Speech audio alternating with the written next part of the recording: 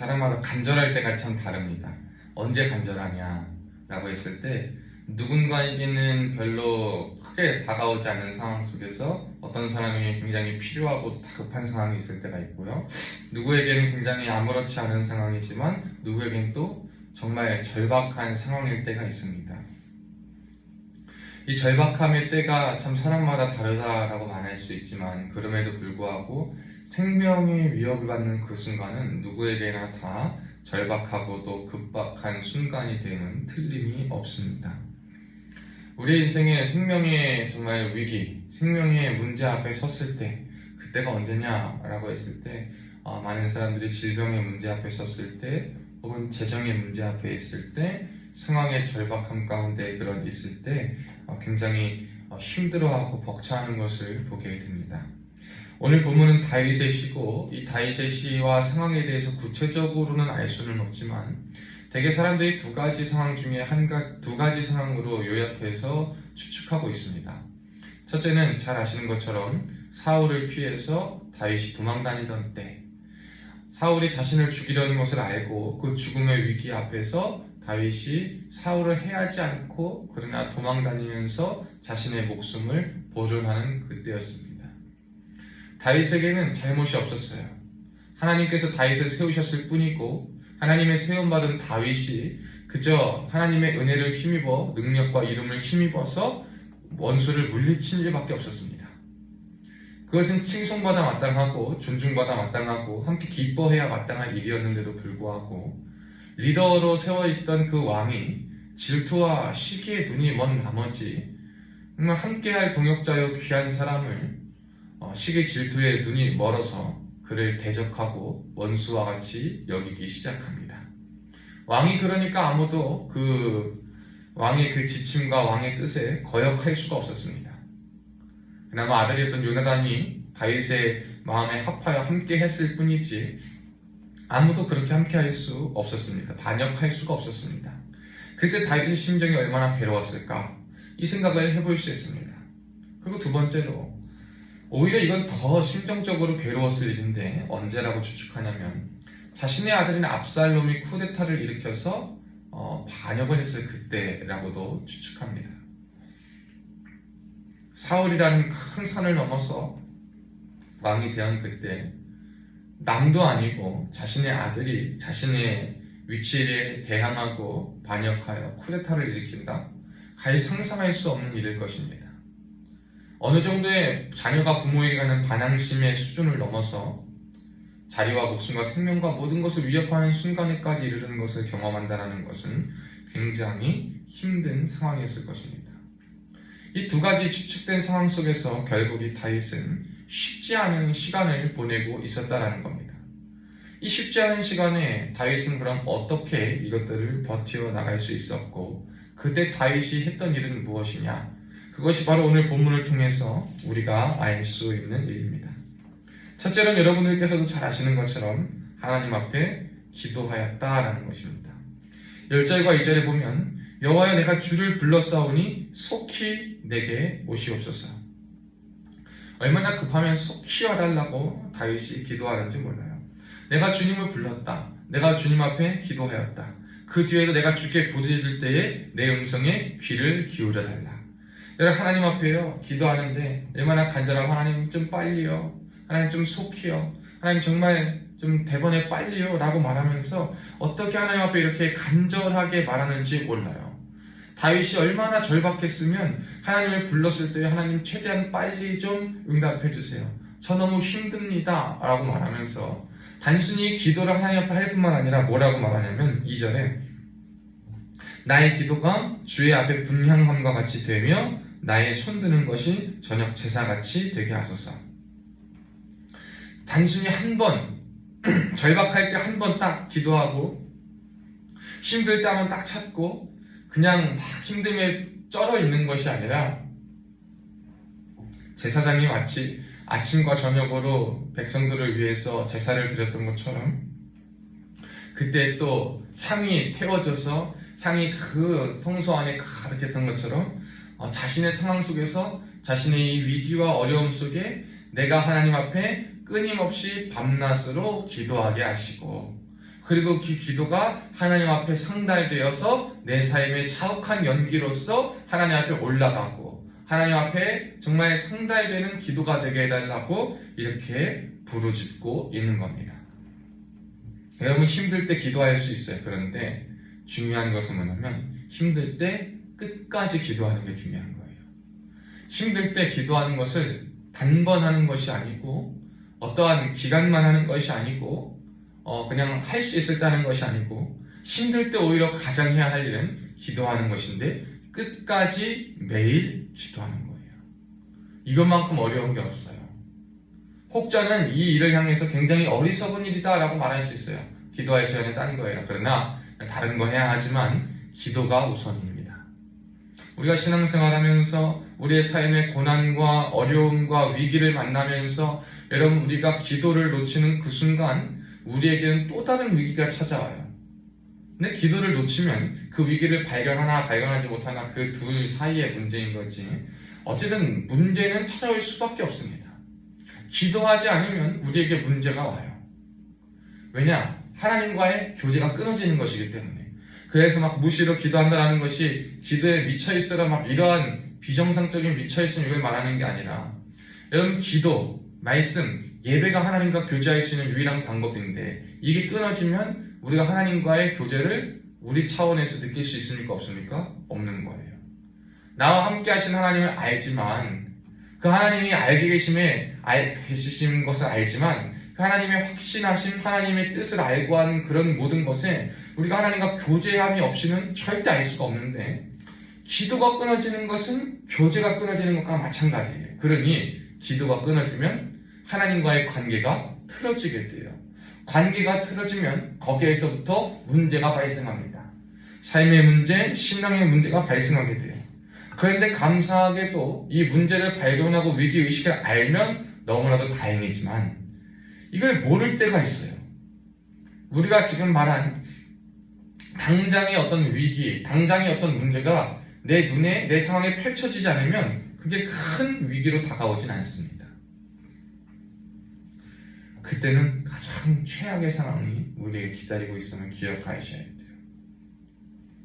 사랑하는 여러분, 그렇기 때문에 어려울 때 여러분 어려울수록 더 기도하시길 바랍니다. 평소에는 물론 기도를 무시로 하고 하나님 앞에 기도가 생활화가 돼야 되죠. 기도하는 삶, 기도하는 습관이 돼야 되겠죠. 그러나 어려울 때 여러분 그때는요 더욱더 끝까지 주님 의지할 수 있기를 축복합니다. 어려울 때 기도하는 것만큼 어려운 일이 없어요. 어려울 때 기도하여 하나님 붙잡는 것만큼 힘든 일도 없습니다. 그러나 하나님께서는 저와 여러분에게 오늘 이 다윗의 시를 통하여서 정말 다윗이 겪은 이 어려움 누구도 겪고 싶지 않은 그리고 겪기 쉽지 않은 어려움입니다. 그때에도 하나님 앞에 부르짖으며 하나님 앞에 손 드는 것이 저녁 제사같이 그냥 너무 힘들 때 한번 손 드는 게 아니라 매일 힘들어서 손들 힘조차 없고 하나님 찾을 힘조차 없지만 그래도 내가 주님은 매일 찾겠습니다. 주님 앞에 매일 내 것을 쏟아내겠습니다 라고 기도하는 거예요. 근데 그 구체적인 기도의 제목 앞에 우리가 또 조심해야 될 게 있어요. 여러분 기도하고 삶을 살아가는 것 이게 연기가 돼야 되는데 이게 연기가 안 될 때가 참 많이 있어요. 다윗은 그래서 3절에 뭐라고 또 말하냐면 입에 파수꾼을 세워달라고 기도합니다.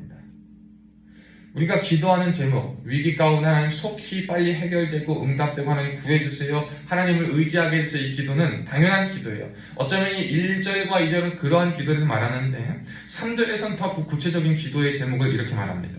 하나님 입에 파수꾼을 세우시고 내 입에 문이 되어달라고 내 입술의 문을 지켜달라고 기도하는 거예요. 우리가 기도하면서 야고보서에 보면 한 입에서 찬송과 저주가 나올 수 없다 그럽니다. 그런데 우리는 한우물에 쓴물과 단물이 나올 수 없다라고 말하는데 신앙생활을 하면서 우리 앞에서 입을 지키지 못할 때가 많아요. 기도할 때 하나님을 찬양하고 하나님 앞에 쏟아내고 하나님 앞에 원망하는 것까지 괜찮아. 그런데 그게 삶의 자리에서도 원망이 되고 삶의 자리에서도 저주가 되고 기도했던 것과 상관없는 말들이 우리에게 쏟아져 나올 때를 보게 됩니다. 여러분 그거 하나님께서 기뻐하시지 않으시면 우리는 너무나 잘 압니다. 그래서 우리가 기도하는 이유는 불편하고도 힘든 상황 속에서 그것이 하나님 앞에 쏟아내는 것으로 그쳐지고 내 삶의 자리에서 불평으로 나아오지 않게끔, 내 삶의 자리에서 원망으로 표현되고 말로 표출되지 않게끔. 그러니까요, 저는요, 여러분, 말을 해서 좋은 말이 안 나올 것 같을 땐 말을 안 해요. 말을 해가지고 괜히 좋은 말 안 나올 것 같으면 상대에게도 저에게도 좋지 않은 거예요. 그럼 최대한 입을 아끼려고 해요. 그때는 차라리 말 안 하는 게 나아요.